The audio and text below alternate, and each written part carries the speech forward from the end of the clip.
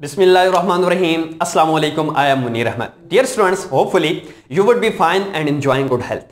Dear students, in last few lectures we discussed cytoplasmic structures. What are cytoplasmic structures? The structures which are present in cytoplasm is known as cytoplasmic structures. That were mitochondria, ribosomes, Golgi bodies, endoplasmic reticulum, and also discussed plasters, etc. In last lecture we discussed all about plasters. What are plasters, what are its types and functions, and today we are going to discuss one of the cytoplasmic structures that provides support and strength to the cell is known as cytoskeleton. इस lecture के बाद students इस काबिल होंगे कि वो cytoskeleton का concept समझ सकेंगे। साइटोस्केलेटन क्या है, साइटोस्केलेटन को साइटोस्केलेटन क्यों कहते हैं, इसके फंक्शंस क्या हैं और इसके कौन कौन से कंपोनेंट्स हैं और इनकी कंपोजिशन क्या है और इन कंपोनेंट्स का ये नाम क्यों रखा है, इन सब कॉन्सेप्ट्स को समझ सकेंगे। स्टार्ट करने से पहले कुछ कॉमन से क्वेश्चंस हैं। डियर स्टूडेंट्स, ह्यूमन बॉडीज के अंदर ऐसा कौन सा फ्रेमवर्क है जो ह्यूमन बॉडी को सपोर्ट और स्ट्रेंथ प्रोवाइड करता है? डेफिनेटली स्टूडेंट्स का आंसर यह आएगा कि सर वो स्केलेटन है, ह्यूमन बॉडी में स्केलेटन है which provide support and strength to the body. अब फिर क्वेश्चन है कि बॉडी किस चीज से मिलकर बनती है? Sir human body and body is composed of smallest unit is known as cell. कि स्मॉलेस्ट यूनिट सेल से मिलकर बनती है। फिर क्वेश्चन है कि सेल को भी सपोर्ट और स्ट्रेंथ की जरूरत है। अब स्टूडेंट्स कंफ्यूज है। यही जो कंफ्यूजन है ये आज का हमारा टॉपिक है जिसका नाम है साइटोस्केलेटन। जैसे ह्यूमन बॉडी में एक फ्रेमवर्क स्केलेटन है जो सपोर्ट और स्ट्रेंथ के लिए यूज होता है, इसी तरह बॉडी के हर सेल के अंदर स्केलेटन लाइक स्ट्रक्चर्स मौजूद होती हैं जो सेल को स्ट्रेंथ सपोर्ट प्रोवाइड करती हैं। इस स्ट्रेंथ और सपोर्ट प्रोवाइड करने वाली स्ट्रक्चर्स को साइटोस्केलेटन कहते हैं, क्योंकि साइटो का वर्ड सेल के लिए यूज होता है एंड स्केलेटन का वर्ड फ्रेमवर्क के लिए यूज होता है। सबसे पहले इसको प्रॉपर डिफाइन करते हैं कि साइटोस्केलेटन क्या है। साइटोस्केलेटन सेल के अंदर प्रोटीन से मिलकर बनी हुई फाइबर्स हैं। एक पॉइंट है protein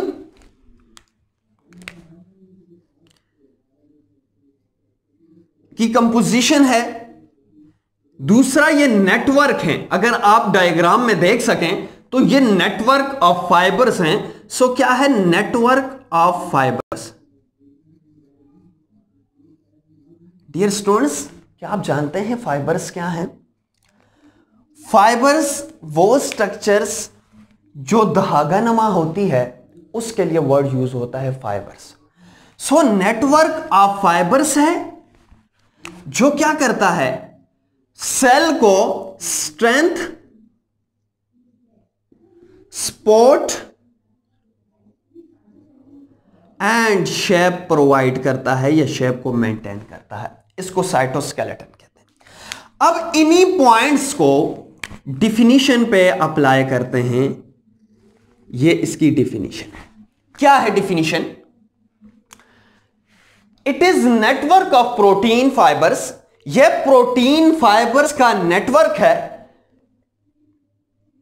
that give mechanical support, जो सेल को सपोर्ट देता है, and strength to the cell and maintain shape, और इसकी शेप को मेंटेन करता है। डियर स्टूडेंट्स, आपने डिफरेंट सेल्स की शेप्स देखी होगी और इन शेप्स पे मेरा लेक्चर भी मौजूद है। आप इस डिस्क्रिप्शन में से लिंक से विजिट कर सकते हैं। फॉर एग्जांपल, कुछ सेल अमीबा को इमेजिन करें तो उस सेल की शेप यूं है। जब वो किसी भी फूड को इंजेस्ट करते हैं तो अपनी शेप चेंज कर देते हैं। फॉर एग्जाम्पल, अगर नर्वस सेल है,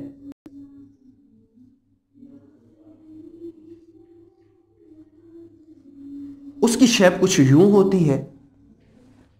अगर कोई बॉडी का दूसरा सेल है, उसकी शेप यूं है। अब ये शेप मेंटेनेंस की क्या इंपॉर्टेंट है, ये मैं बता रहा हूं, जो साइटोस्केलेटन इसको प्रोवाइड करता है। फिर अपने टॉपिक की तरफ जाते हैं। अब ये शेप, ये शेप, ये शेप, ये शेप इसके अपने फंक्शन को परफॉर्म करने के लिए वाइटल है, और ये शेप इसको अपने फंक्शन के लिए, न्यूरोट्रांसमीटर के लिए इंपॉर्टेंट है। इसकी ये शेप फेगोसाइटोसिस के लिए, फूड को इंजेस्ट करने के लिए इंपॉर्टेंट है, इसकी सर्वाइवल के लिए। अब सेल का जो शेप है, ये मोस्ट इंपॉर्टेंट होता है सेल के फंक्शंस के लिए। मॉर्फोलॉजी, फिजियोलॉजी, फिजियोलॉजी मॉर्फोलॉजी पे भी डिपेंड करती है। अब ये जो इसको ये शेप, इसको ये शेप और इसको ये शेप देता है, असल में इसके अंदर जो साइटोस्केलेटन है वो इसको शेप प्रोवाइड करते हैं और ये अपना प्रॉपर फंक्शंस परफॉर्म कर सकता है। सो क्या है, एक तो ये सपोर्ट देता है, एक पॉइंट ये है। दूसरा ये है कि ये मूवमेंट देता है। लेटर बाद में इसको डिटेल से डिस्कस करते हैं कि ट्रांसपोर्ट या मूवमेंट कैसे देता है। ये सेल के अंदर मौजूद है, सेल के अंदर दूसरे ऑर्गेनल्स भी मौजूद हैं। ऑर्गेनल्स की मूवमेंट भी इसी वजह से होती है, यही प्रोवाइड करता है। इसके बाद ट्रांसपोर्ट का काम भी इसका फंक्शन से। सेल के अंदर आपको पता है 70% वाटर है, आयंस हैं, डिफरेंट सॉल्यूशन मौजूद है। अब ये आयंस और सॉल्यूशन या डिफरेंट सब्सटेंसेस जो हैं वो यहां से एक जगह से दूसरी जगह शिफ्ट नहीं हो सकते। इनको शिफ्ट करने के लिए भी ये फ्रेमवर्क जो है साइटोस्केलेटन का इंपॉर्टेंट रोल प्ले करता है। अब इसके बाद इसकी एटिमोलॉजी की बात करते हैं, क्योंकि कोई भी वर्ड हमारे सामने जब नया आता है तो हमारे माइंड में ये क्वेश्चन आता है, why this thing has this name, कि इस चीज का नाम ये क्यों है। So cytoskeleton is derived from Latin word, ये लैटिन वर्ड से डिराइव्ड हुआ है। साइटो का मतलब आपको पता है, cyto means cell and skeleton means support और फ्रेमवर्क, जो आप जानते हैं। साइटोस्केलेटन का साइटोस्केलेटन इस वजह से नाम है क्योंकि स्केलेटन सपोर्ट और स्ट्रेंथ के फ्रेमवर्क को कहते हैं एंड साइटोसेल को कहते हैं। ये साइटो, ये वो स्केलेटन है जो सेल के अंदर सेल को सपोर्ट एंड स्ट्रेंथ देता है। इस वजह से इसको क्या कहते हैं, साइटोस्केलेटन कहते हैं। इसके बाद इसकी अकरेंस की बात करते हैं कि ये कौन से सेल्स में, क्या हर सेल्स में होता है या कौन से सेल्स में नहीं होता। ये ऑलमोस्ट ऑल यूकैरियोटिक सेल्स में होता है। For example plants, animals, even के it is present in bacteria and archaea also. इसकी प्रेजेंस की बात की जाए तो ऑलमोस्ट ये हर सेल्स में, हर यूकैरियोटिक सेल में, इसके अलावा बैक्टीरिया और आर्किया में भी इसकी प्रेजेंस होती है। इसके बाद अगर ये क्वेश्चन हो कि sir I have a question, या please ask sir, who discovered cytoskeleton. Cytoskeleton को किसने डिस्कवर किया? Cytoskeleton was discovered by Hurlt Ericsson. Hurlt Ericsson ने फर्स्ट टाइम साइटोस्केलेटन को डिस्कवर्ड किया।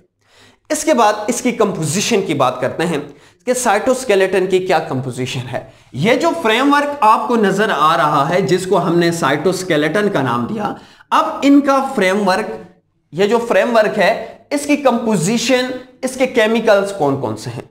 इसके केमिकल्स में जो मेन कंपोनेंट्स है, जो केमिकल्स है, जो साइटोस्केलेटन की कंपोजिशन में इंपॉर्टेंट है, वो है प्रोटीन। प्रोटीन में कौन कौन सी प्रोटीन है? ट्यूब्यूलिन प्रोटीन है, एक्टिन है, मायोसिन है, केराटिन है। मोस्ट इंपॉर्टेंट पॉइंट है कि जो मेन कंपोजिशन साइटोस्केलेटन की होती है, अगर ईटा एमडीके टेस्ट में आए तो आपने क्या लिखना है? प्रोटीन लिखना है। गोइंग टू डिस्कस कंपोनेंट्स और स्ट्रक्चर ऑफ साइटोस्केलेटन। अगर हम डायग्राम को देखें तो डायग्राम में मैंने डिफरेंट कलर से ये फ्रेमवर्क बनाया हुआ है जो नेटवर्क ऑफ फाइबर्स है। अब इसकी नेचर, इन फाइबर्स की नेचर और है, इनकी कंपोजिशन और है। ये दूसरे फाइबर्स हैं, इनकी नेचर और कंपोजिशन और है। और ये थर्ड फाइबर्स हैं, इनकी नेचर और कंपोजिशन कोई और है। मींस के कंपोजिशन,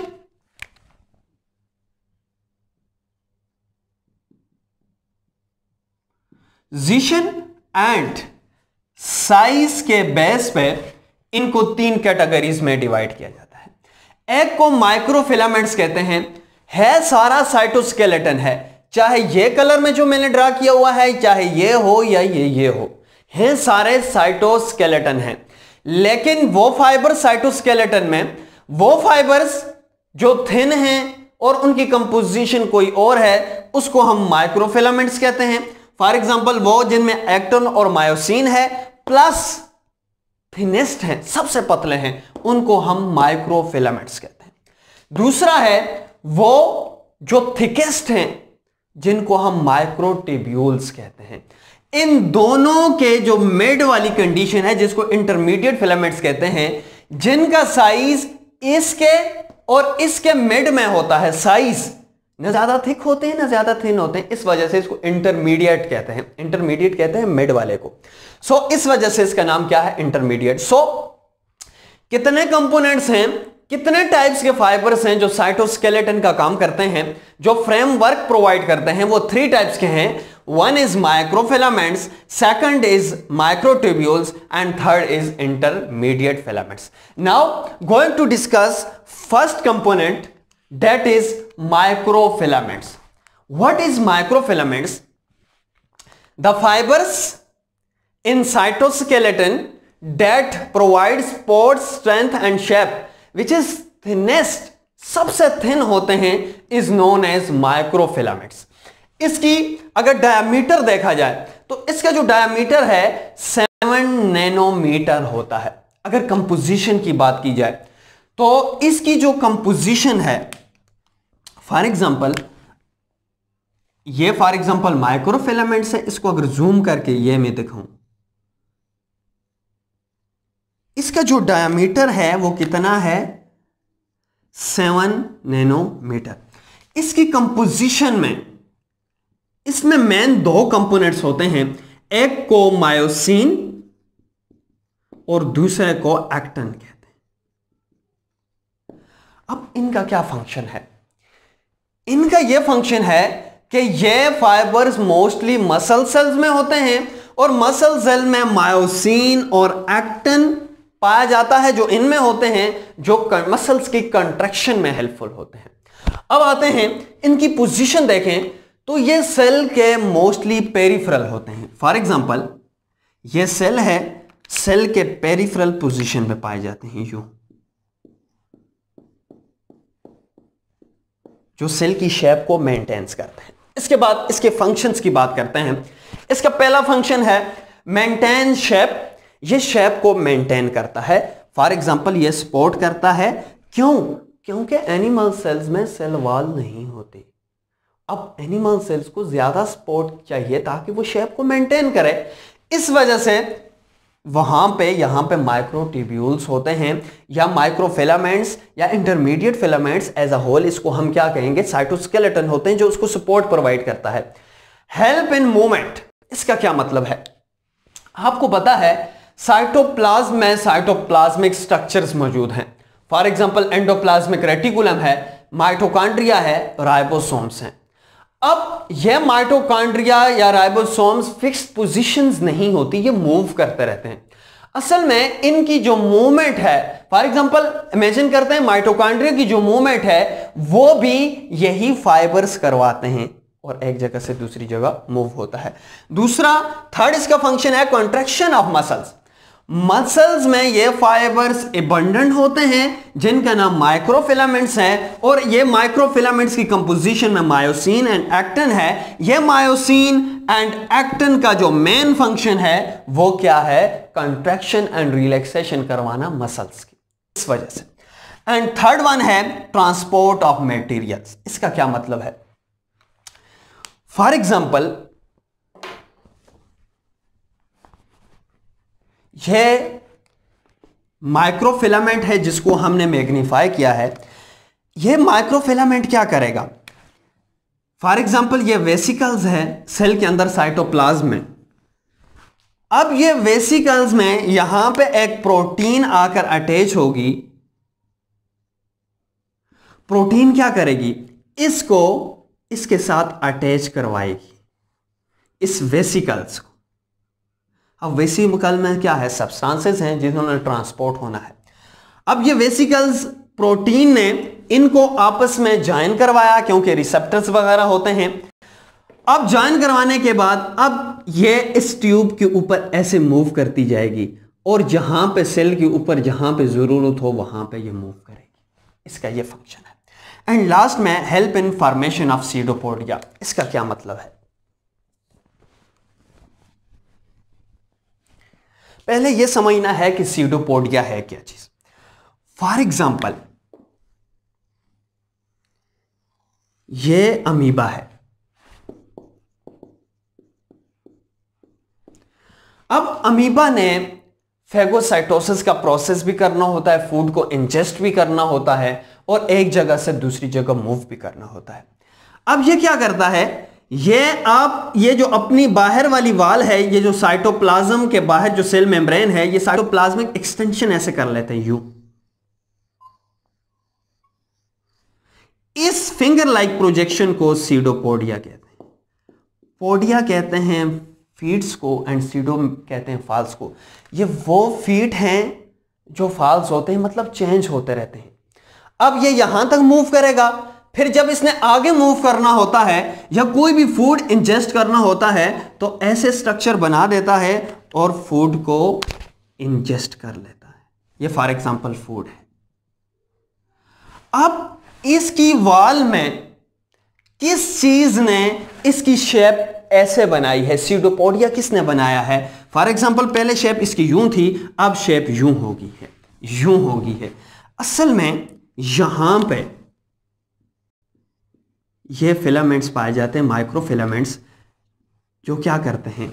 इसकी सीडोपोडिया स्ट्रक्चर इसकी हेल्प करते हैं ताकि इसको सपोर्ट भी मिले और इजीली फूड को इंजेस्ट भी करे और एक जगह से दूसरी जगह मूव करे। एक इसका फंक्शन ये है कि help in cell movement, cell movement में भी हेल्पफुल हो।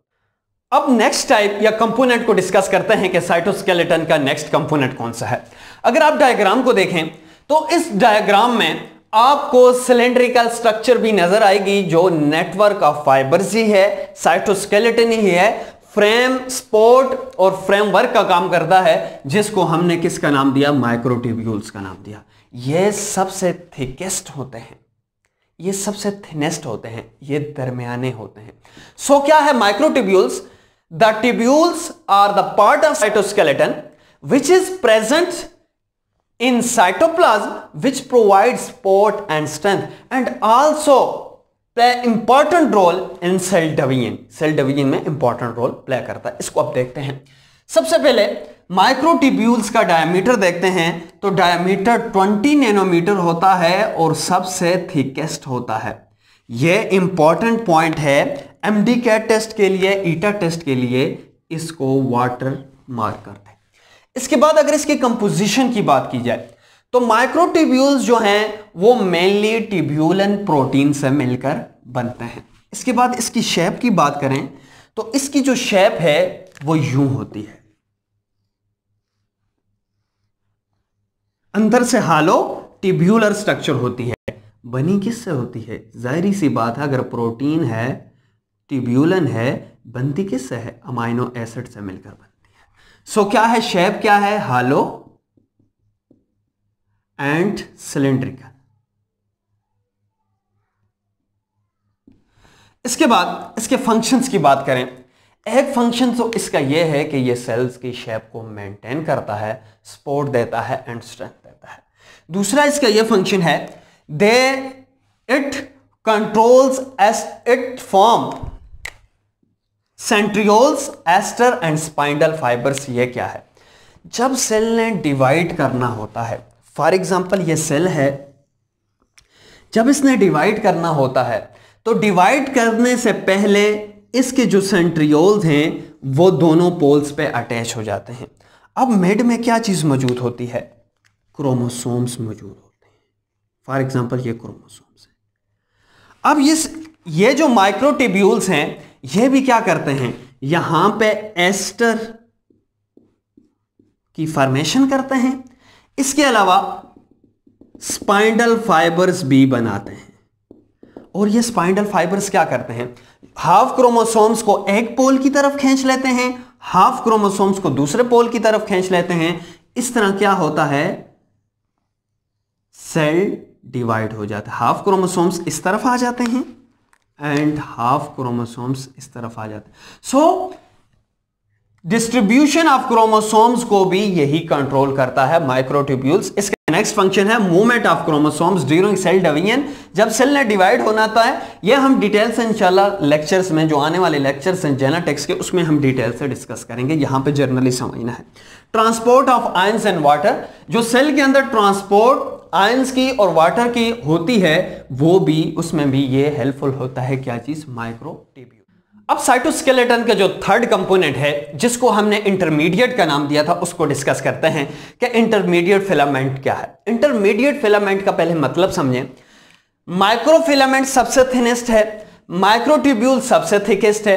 इनका जो डायमीटर था माइक्रोफिलामेंट का अप्रोक्सीमेटली 7 था, इसका माइक्रोट्यूब्यूल्स का 20 था। इन दोनों के दरमियान इसका डायमीटर है, इस वजह से इसको क्या कहा है? इंटरमीडिएट का नाम दिया है। सो इंटरमीडिएट क्या है? फिलामेंट्स जिसका डायमीटर अप्रोक्सीमेटली 10 नैनोमीटर होता है। इसकी कंपोजिशन की बात की जाए तो मेनली इसकी जो कंपोजिशन है, इसकी स्ट्रक्चर कुछ यूं होती है, ऐसे एक दूसरे के ऊपर ऐसे ट्विस्टेड फॉर्म में होते हैं। ये प्रोटीन्स की जो चेन्स होती हैं, इसकी कंपोजिशन में केराटीन, लेमीन और वेम्टीन पाई जाती हैं।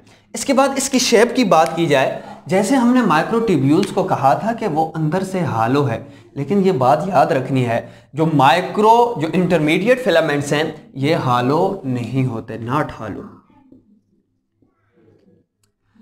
इसके बाद इसके फंक्शंस की बात करते हैं।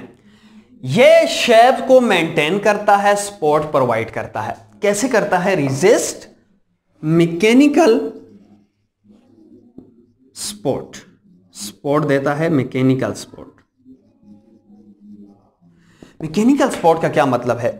फॉर एग्जांपल अगर सेल्स को प्रेस किया जाए तो प्रेस करने के बाद सेल क्या हो जाएगा? आपस में कॉन्ट्रैक्ट हो जाएगा, लेकिन ऐसा नहीं होता। ये जो इंटरमीडिएट फिलामेंट्स हैं इस मैकेनिकल फोर्स को रेजिस्ट करती हैं और सेल को दोबारा से अपनी शेप प्रोवाइड करती हैं। Now going to recap what we have learned today. Today we discussed about cytoskeleton. What is cytoskeleton? The skeleton of cell is known as cytoskeleton because in case of humans or animals, a framework which provides support and strength is known as skeleton. And in this condition, the support and strength provided to cell is known as cytoskeleton. And then we discuss etymology and composition. The main composition of cytoskeleton is proteins, tubulin, actin, myosin, etc. And then we discuss most important components of the cytoskeleton, that microfilaments, microtubules and intermediate filaments. What are microfilaments? The filaments which is present in the cytoplasm, which is thinnest about 7 nanometer in diameter is known as micro mean minute, small, and is known as, and then we discuss microtubules because these are tubules hollow cylindrical structure which have 20 nanometer diameter. And then we discuss intermediate filaments, because intermediate filaments have the diameter in between the 7 nanometer and 20 nanometer. That's why it's called intermediate filaments. Diameter is 10 nanometer. Composition keratin, lamine and vimentin, and not hollow because the two strands are twisted to each other. That's why they are not hollow. And last, we discuss the functions of intermediate filaments. The most important functions: they maintain shape and resist the mechanical force. Now at the end, a short homework for the students, that is, write the note on